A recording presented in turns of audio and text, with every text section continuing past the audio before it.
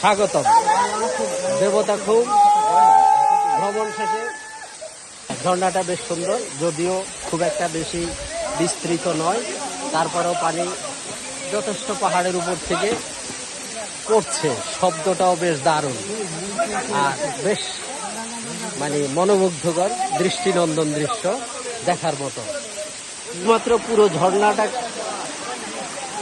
ধারণ করার জন্য ভিডিওতে ঝর্ণার নিকট থেকে অনেক দূর আমাকে আসতে হলো, যেহেতু ঝর্ণার উচ্চতা যেখান থেকে ঝর্ণাটা নিচে পড়ছে তার দৈর্ঘ্য যদি বলি বেশ অনেক অনেক, আর অসংখ্য পর্যটক এখানে।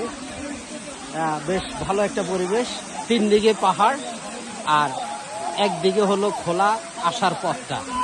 এটা একেবারে দেবতা খুম থেকে একেবারে খুব সন্নিকটবর্তী। দেখতে পাচ্ছেন অসংখ্য অসংখ্য